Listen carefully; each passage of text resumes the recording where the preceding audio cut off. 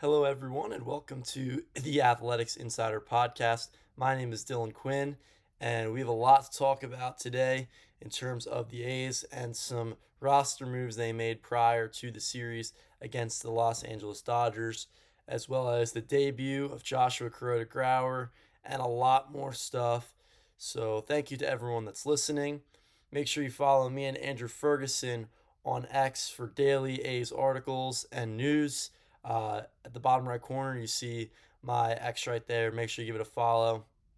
We always give daily updates as well as these podcasts here for the A's on SI. We're going to start things off today by talking about the unfortunate injuries from Jacob Wilson and Tyler Soderstrom. Both have been placed on the 10-day injured list. It's very unfortunate to see these two hit the IL because they are such big pieces of this A's offense. Uh, Tyler Soderstrom, especially, has been heating up recently.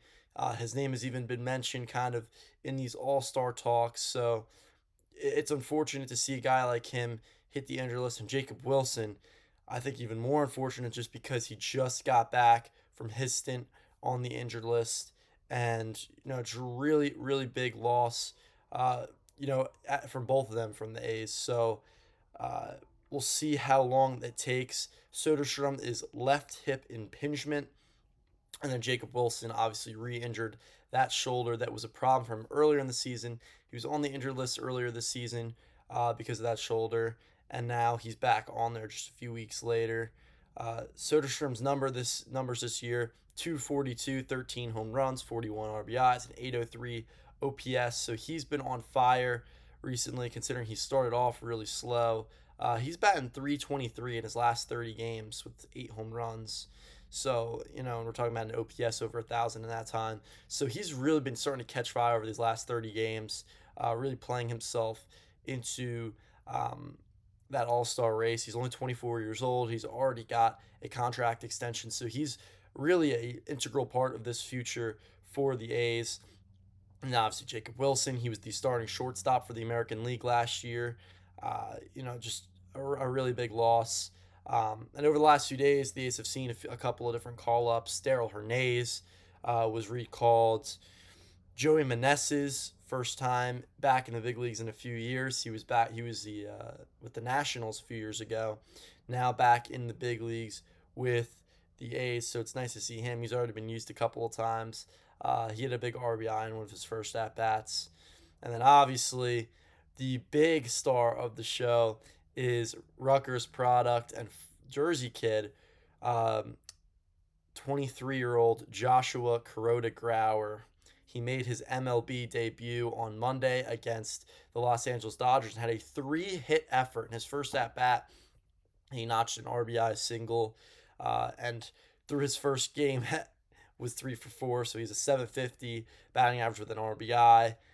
He was born in New Brunswick, New Jersey, former third round pick for the A's. So it's great to see the ninth ranked prospect getting the call. He's been on fire in AAA. We've obviously talked about him and whether or not he could be a possible trade piece for the A's.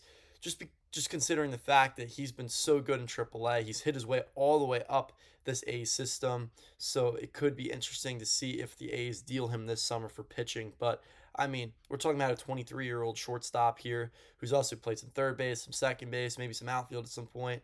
And we'll talk about that later in the show, where some of these guys are going to have to plug in, especially with the loss of Soderstrom. He's really held down left field the entire season. So being without him is a crucial loss for this A's team. So we'll see how the A's end up handling that. A couple of other transactions. Jose Suarez, left-hander. Since the A's have acquired him, he's actually been a big piece of this bullpen, and the left-hander is headed to the paternity list. They have recalled Cade Morris in his place. Cade Morris has made one start in the MLB, kind of got blown up, sent back down to the Las Vegas Aviators. So they are going to be without Suarez probably for a few days, and I'm assuming Cade Morris will get sent back to AAA as soon as Suarez is down. Uh, all of these roster moves, obviously, Brett Harris was just designated for assignment. We've seen Michael Kelly now get designated for assignment. A lot of guys from this Vegas Aviators team that are going to be missing for their Tuesday night game. Obviously, this episode is coming out on Wednesday, so we already know kind of what the Aviators are doing. But I'm predicting Leo DeVries to be called up effective immediately to AAA.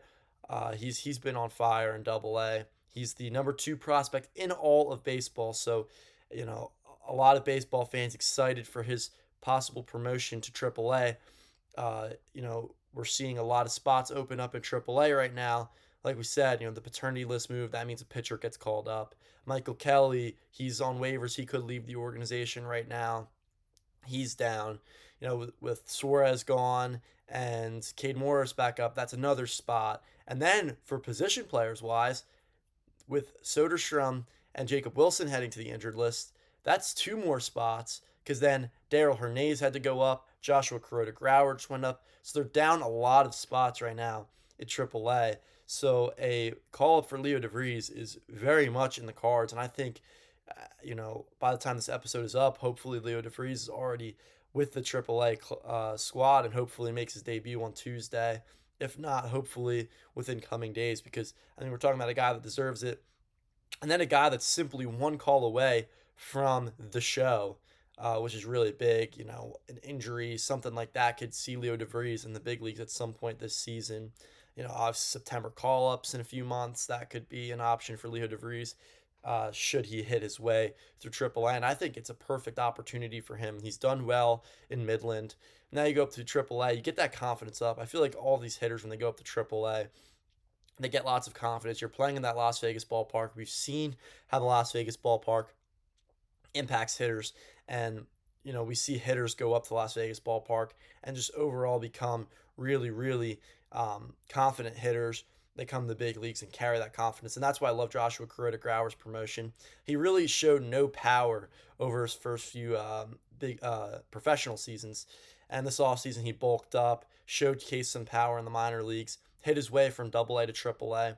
And then, this is something DeVries could follow in the paths of, is, getting that promotion to AAA, continuing to be one of the strongest hitters for the Las Vegas Aviators. And then once the A's need you, they call their name, right? Kurt Grauer maybe would not be getting this opportunity this early in the season, but because of injuries, now we're getting to see these guys, Henry Bolte, who, personally, I would not have had any expectation of him making his MLB debut before the All-Star break at all. There would have been no expectation of that because of how crowded the A's outfield was at the beginning of the season. But then obviously when you have guys like Denzel Clark get on the injured list, you have a few guys underperform. You need an everyday player. Henry Bolte raked his way through AAA and ultimately is now making his name known at the big league level. And I'm hoping that Joshua Kuroda Grauer, also known as JKG, is able to hit his way um, to being an everyday player in this A's lineup, even when Jacob Wilson returns. Obviously, we're seeing Alika Williams filling at shortstop right now, and JKG probably getting more time, maybe at second and third base. It'll be interesting to see Tuesday night's lineup for the A's where they have JKG. He's filled in at shortstop, second base, and even some third base in the minors, so it'll be cool to see what happens, because obviously Jeff McNeil is a big part of this team, regardless of what the numbers say. He's a leader. He's a hustler. I love Jeff McNeil. I love everything about him, and I want Jeff McNeil to be on this team. So he needs to slot in at second base. And obviously during his debut, Joshua Kuroda Grauer was over at second base. So it'll be interesting to see with McNeil back at second base against a right-handed pitcher, what happens to JKG. Does he move over to third? Does that kick Muncy out of the equation? Does he move over to short and kick Alika out of the equation? Which, unfortunately, I think that might be the case. I love Alika Williams. Everyone knows I love Alika Williams. But I think that, Max Muncy has too much potential to just let, essentially rot on the bench over a guy like Alika Williams, who is not necessarily known for his bat skills, even though he's been a hotter hitter since he's joined the A's organization. I think that they're going to keep Muncy at third, although his defense has been terrible over there. I think you keep Muncy at third, JKG at shortstop, probably against a right-hander, and then that way it allows Jeff McNeil to stay in the equation at second base, and then obviously Nick Kurtz over at first base, who is just an absolute superstar at this point. So we love seeing him play, and just seeing the way he goes about his day-to-day basis. Nick Kurtz, he's just unbelievable. And adding another just really strong hitter to the infield in Joshua Kuroda-Grauer can be really big for this A's offense, even when we see a healthy Jacob Wilson, and then obviously, hopefully, within the next few weeks, seeing Tyler Soderstrom back out there as well. Brent Rooker, he's resuming his baseball activity, so we should see Brent Rooker back in the lineup soon, which means Joey Meneses will probably go back down at some point. So it'll be cool to see if we can get more, um, you know, get more work out of Joey Meneses before he gets sent back down. And then Zach Geloff, he's started some gripping activities and hopefully some baseball activities over the next few days before I'm sure he probably will make a quick rehab assignment, make sure he's swinging the bat well before he rejoins his A's infield. And again, that's another piece of his A's infield. Where does everyone fit? Joshua Kuroda-Grauer is going to need to continue to hit to stay in this lineup. Otherwise, once Geloff's back, once Jacob Wilson is back, they're going to have some tough decisions to make. Unfortunately, I think Alika Williams will be one of them that gets sent back. And then it'll come down to JKG, Max Muncy. Obviously, Darell Hernandez will probably be the first to be gone. It's just unfortunate for him. He's had his struggles offensively. He started the season kind of hot when he was filling in for Jacob Wilson. Then he went to an ice cold slump, and now it's just been really unfortunate for Darell Hernandez. And he'll probably be sent back to the minors. And I could see him as possible trade piece this summer as well. I think that teams will value him. He was a high regarded prospect. He is a good hitter, a good defender. He plays multiple positions in the infield. And, unfortunately, I don't think he will be part of this A's infield right now just because of how the infield is laid out. But I think other teams will have value in Darell Hernandez, so we should see that, him being a possible trade. I can't wait for Leo DeVries to be up in AAA. I think he's going to rock it in AAA because, he's a good hitter. He's a switch hitter, and he's going to love playing in Las Vegas ballpark. I don't think you ask any hitter to play in Las Vegas ballpark, they're going to be upset just because it's such a hitter-friendly environment. Balls fly out there. Really just a really good offensive ballpark. So, it sucks when you call up these high regarded pitchers, like when Jamie Arnold eventually gets his call up to AAA. It's tough to throw these pitchers in there and lose their confidence because you feel like you have your stuff's good, and then it's just getting sent out of the ballpark. It's really tough for those pitchers to keep their confidence up once they get that promotion to AAA. But in terms of the hitters, I think it's perfect for Leo DeVries, and because they have no infielders there, I mean, he's going to be their starting shortstop. Probably effective immediately. Obviously, this is being recorded before the Aviators play their game on Tuesday night, and you guys won't see this until Wednesday. So he could have already made his AAA debut, and I think there's a strong chance that we see that. If I'm wrong, I'm wrong, but I could really see that happening. Another guy that I think the A's could add, to this injury-filled team is Jarred Kelenic. I think, the immediate move here is he was just designated for assignment, I believe, on Monday by the division rival Texas Rangers. He only had 10 plate appearances, 8 at-bats with the Texas Rangers, and he was a former 6th overall pick. We're talking about a guy with a high ceiling, getting a very short chance with the Rangers. He obviously scored had a clutch base running opportunity to help the Rangers win. And he had a really good season. I believe it was 2023 with the Mariners. He kind of had a breakout season, hasn't really been himself since. So I think him getting more opportunities at the big league level, especially right now with Soderstrom out, and the A's outfield really looks like Butler, Bolte, and Thomas. Thomas and Butler are really just platoon players. It's tough to see Lawrence Butler at bats against left-handed pitching. It's tough to see Colby Thomas at bats against right-handed pitching. It's just they're platoon bats that are unfortunately just having to get more at bats against the side they struggle against just because of the injuries and because Soderstrom's out.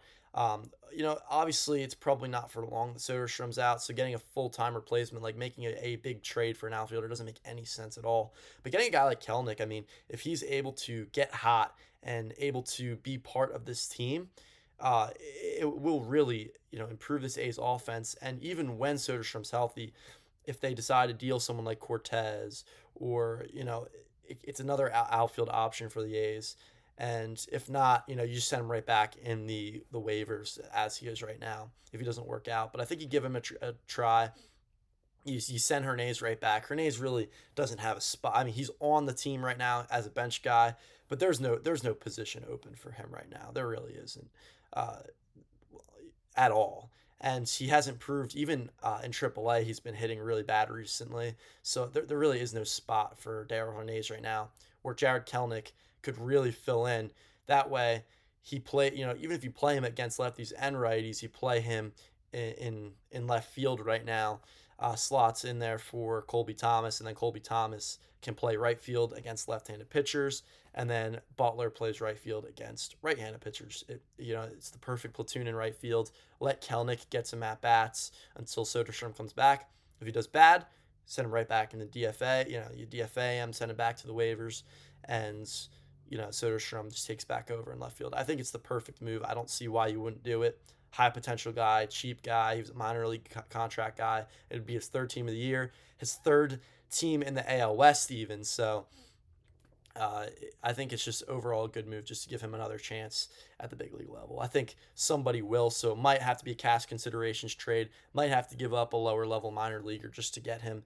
But obviously you're not gonna have to give up too much for a guy like him who really hasn't established himself at the big league level. But like we said, high ceiling, and the A's have hit on guys like that. Brent Rooker, he was a guy they claimed off waivers, former first rounder, kind of given up on by a bunch of different organizations. He was on the Royals, the Twins, the Padres, kind of given up on, and the A's gave him that opportunity to play, and he ran away with it. And that could be something we see out of Jarred Kelenic. So obviously, I have an article coming out about that Wednesday morning. So go make sure you read about that. It's going to be on my X, Dylan Q_2, and on the A's on SI website. And the last thing I just want to talk about is the A's falling behind in the AL West. It's unfortunate because they were the standalone uh, division leaders just a few weeks ago. They've kind of fallen down. They had a few series losses to the Giants and the Angels. Then obviously play a tough team like the Dodgers. Not going to be easy to get games back now. And then they'll have an off day on Thursday before they have another series at Sutter Health Park against the Miami Marlins. So that's going to be a series they're going to have to win. Could get a little showcase of Sandy Alcantara before he ultimately probably gets traded this summer. And the A's could be a fit.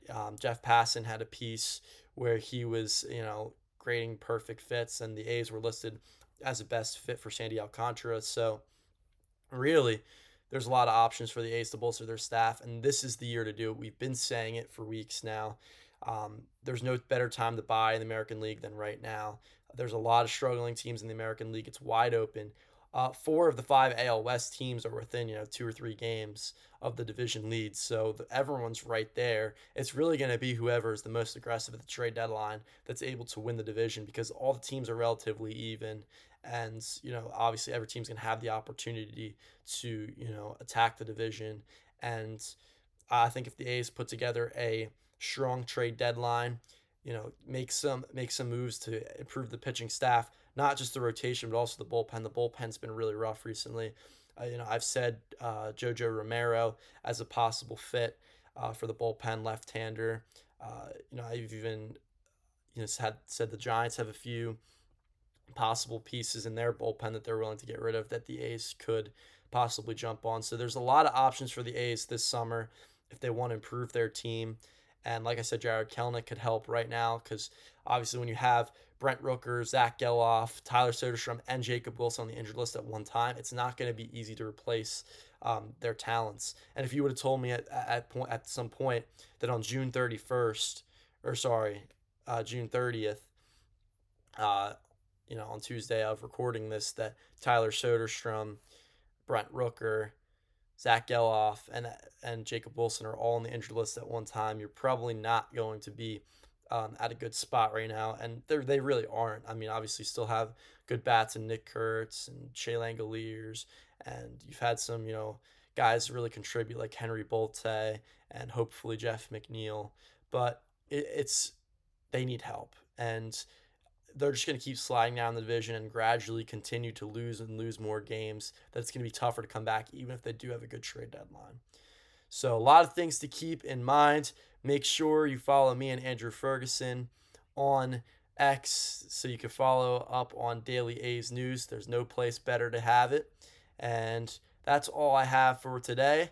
Thank you, everyone, for watching. I hope you have a good day. And as always, go A's.